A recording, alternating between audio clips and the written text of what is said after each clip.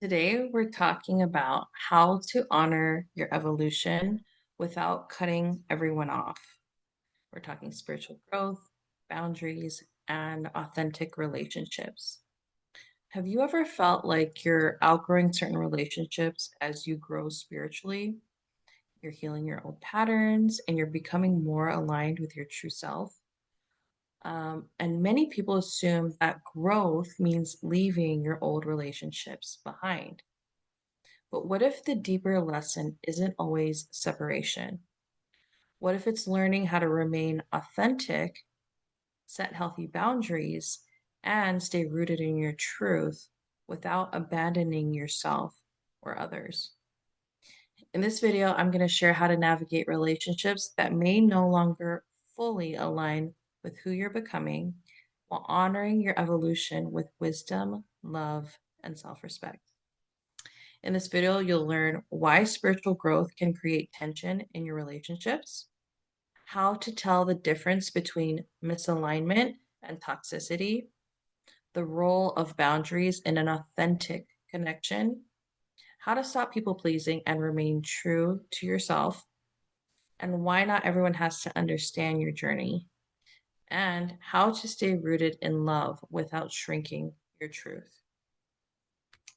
If you've been on a journey of healing, spiritual growth, self discovery, and deeper union with God, you've probably noticed this.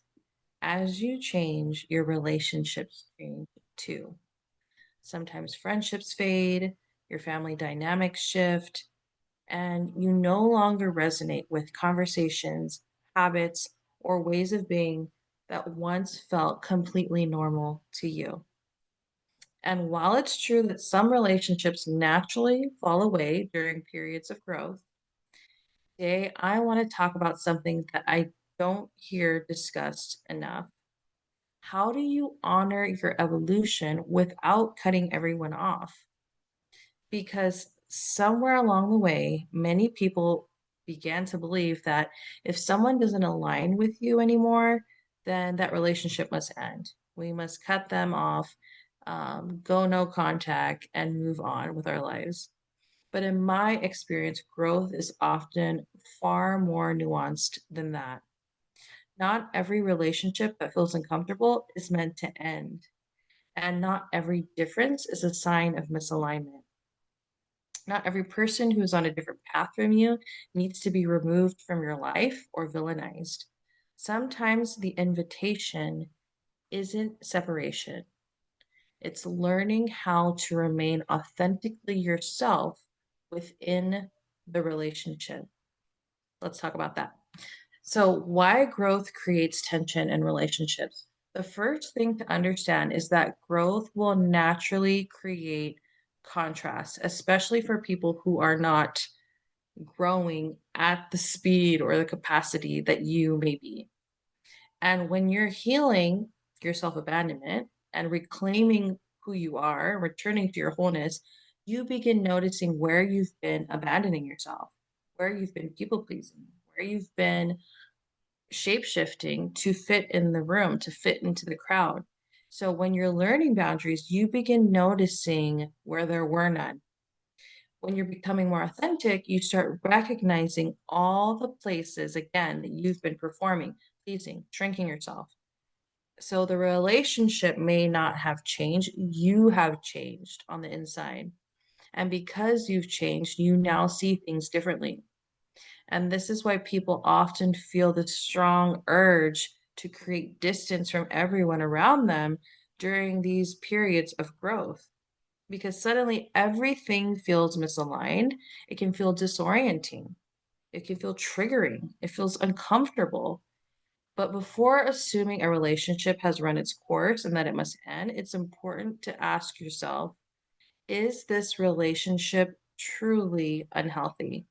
Or is it simply highlighting my growth? Those are two very different things because misalignment is not the same as toxicity. I think one of the biggest misconceptions in personal development and spiritual spaces is the belief that everyone around us must think like us, heal like us, grow like us, or believe what we believe. We are not all on the same timeline. We are not all on the same journey. We are not all here to learn the same lessons. And healthy relationships don't require complete and total agreement. They require mutual respect. Because think about the people that you love most. Do you agree on everything? Like, I think of my husband and we definitely don't. Do you have identical perspectives? Probably not. Do you grow at the same pace? No. Healthy relationships create room for differences. What becomes problematic is not difference, it's disrespect that is problematic. It's manipulation, it's chronic boundary violations. It's relationships that require you to betray yourself in order to maintain them. There's a difference between I don't agree with this person and I can't be myself around this person. One is difference, the other is self abandonment. The real question isn't whether they align. The real question is, can I remain aligned within myself while in relationship with them? Because when we cut off people, we we escape the need to practice remaining in alignment and authenticity and holding that state and frequency of who we are, regardless of what may be happening around us. And so, again, can I remain aligned with myself while in relation to others? That question changed everything for me because often we're so focused on evaluating other people and judging them that we forget to evaluate ourselves. Think, can I speak honestly? Can I say no when I need to? Can I express my needs? Can I have a different opinion and share that respectfully? Can I allow someone to disagree with me without needing to convince them otherwise? Can I remain rooted in who I am? Again, if we cut people off, we don't allow ourselves to practice these things. Um, Instead, we sell ourselves short and say, oh, I just don't have to deal with that person. Thus, we don't grow internally, right? Um, we are bypassing, right? We are allowing that relationship to be cut away in the name of, well, they're misaligned or they're toxic. And really, we are not dealing with what is coming up within us and allowing that to purify us from within and restore that, recover that wholeness that's been missing in order to maintain our state and our frequency and our energetic balance, regardless of how someone might be acting around us. Because again, the relationship may not need to end at all. It may simply need a new way of relating. Boundaries are the bridge. This is again where boundaries become so important because many people see boundaries as walls, things to keep other people out. And in fact, boundaries can be bridges. A boundary is not saying, I don't love you. A boundary is saying, I love both of us enough to stop participating in a dynamic that creates resentment. Boundaries allow relationships to evolve. Without them, we often swing between two extremes. We either over accommodate and abandon ourselves, or we cut them off entirely. And neither is true freedom. True freedom is being able to remain open hearted while still honoring yourself, to love someone without carrying them, to care for them without controlling them, to support without rescuing them, and to stay connected without losing yourself. And I have had to do a lot of deep inner work around this, um, where I finally realized there's certain people I don't need to cut out from my life. They're gonna be there. I'm gonna see them. We're gonna cross paths, right? And sometimes they're gonna invite me to things. And I realized the same thing that I told you is if I just decide to cut them off, I'm not truly dealing with what I need to work on the inside or what it's if I'm triggered by something or how they act or whatever it is. By cutting them off, I'm not allowing myself to heal that aspect of myself. And now, where I've done that, I show up like for example, I showed up to a party that I was invited to, and this is not someone that I spend a lot of time with anymore, who used to be very close to me. And I decided, you know what, I'm gonna go. And I realized every time I interacted with this person, I realized I would replay all of the past hurts, all of the past things, and kind of like keep a score and tally in a way and judge based on past. And I would put this in the name, my ego would tell me this is in the name of self-preservation, of protection, of, um, but I realized it's just my ego's way of creating separation, resentment, judgment. And when I really truly looked within, I realized I'm simply expecting way too much from one person. And that person may never give that to me, right? Regardless of who they are in my life and who they have been in my past. And I realized all I simply needed to do was accept this person as they are and fully be okay with that.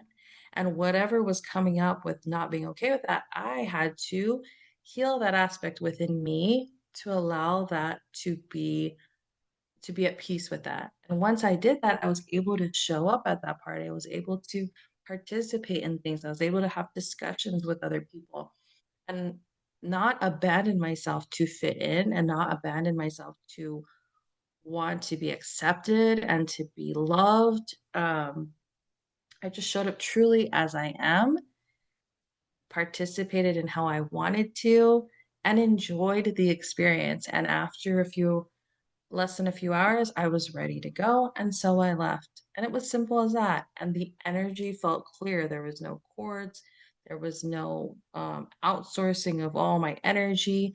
It's because I stayed rooted in who I was. And I, again, allowed the person to be without any expectation from them. Because once we place all this expectation and judgment on others, we are willingly pouring and throwing our energy at them. So again, practice those boundaries and stay rooted in who you are in order for you to just move from the wholeness of who you are and the love that you have for yourself. Because often when we do that, it's because we're seeking love outside of ourselves when it's really in here. And we're seeking some type of outwardly validation or acceptance because it's not fully in here. And again, and when those triggers come up, when we allow them to show us where we are still wanting self-acceptance in certain areas of our life, our heart, our mind, our soul, whatever it is, then we allow ourselves the opportunity to heal, to move, to recover our wholeness, to become more aware of it, and practice that self love and acceptance. And we can never give that to ourselves if we cut people out of our lives.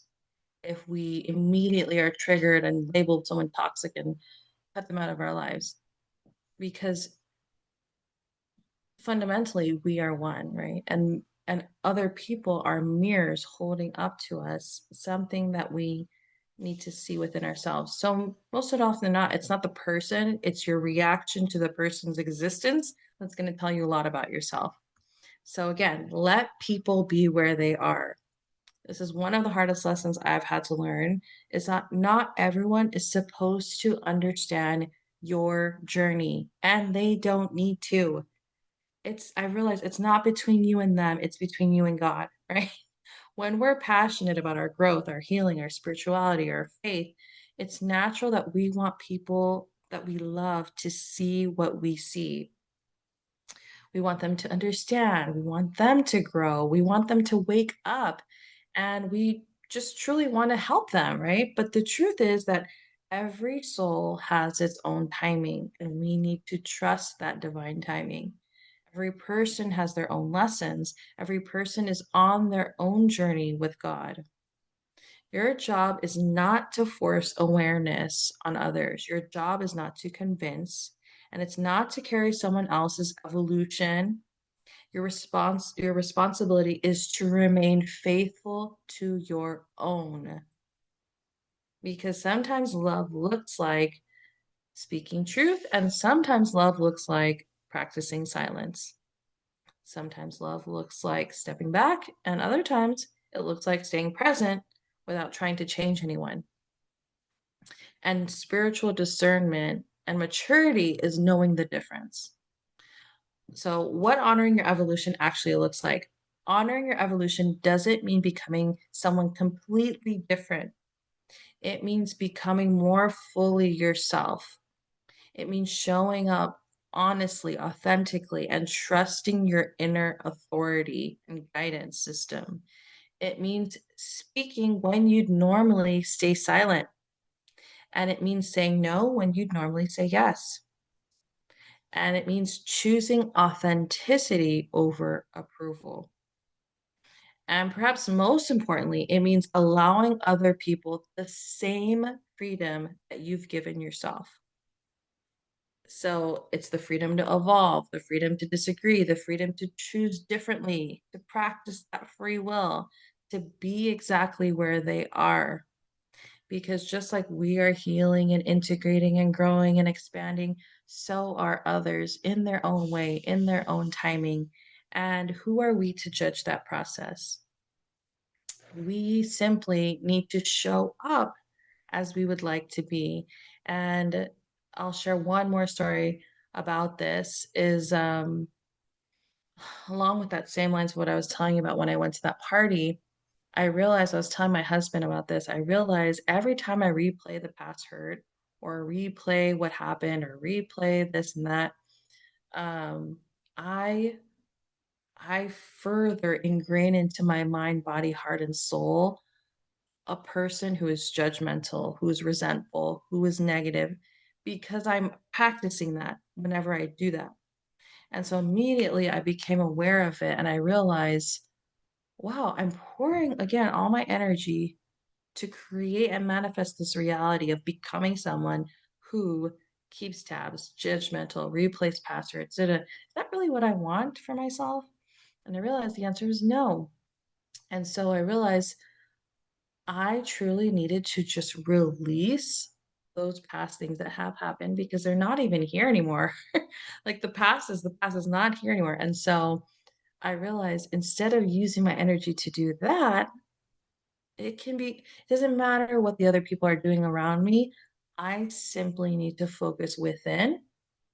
I simply need to focus on who I am and how I want to show up in that energy, in that capacity, in that presence of knowing who I am truly on a soul level and allowing that to dictate my next move, allow that to show up in my presence, allow that wholeness and love and self acceptance of knowing who I truly am in God and with God and through God, allowing that to have me take my next step in the most aligned, authentic way. That's going to be empowering. That's going to create the change. And that's what's going to feel most loving for myself and for others. And once I did that shift, changed the game for me. You can show up anywhere, anywhere. And the more you practice this, it can be around someone that you've been triggered by for so long. But once you release that hurt and focus on your inner self and your authority and God and allow that to lead instead of all the thoughts about past hurts, future worries, all this stuff, you regain and reclaim your freedom, your sovereignty, your power. And so, if there's one thing I want you to take away from this video, it's this. You do not have to cut everyone off in order to honor your growth. Because sometimes, yes, relationships will naturally end. Sometimes distance is necessary. I've been there. And sometimes seasons close. But many times you can learn how to stay rooted in your truth, in your authenticity, while still remaining connected to others. Because the truth is we are all connected. We are all one. And This doesn't mean you have to do it through people pleasing, through self abandonment, through control. It can be through authenticity, boundaries, wisdom, and love. Because maturity isn't cutting everyone off who no longer reflects your growth. Maturity is learning how to remain fully yourself while allowing others the freedom to be fully themselves too. Thank you so much for being here. If this message resonated with you, let me know in the comments. Have you experienced relationships changing as you've grown? And what has helped you navigate that season? Until next time, keep honoring your truth, trusting your journey, and living rooted in union with God. See you next.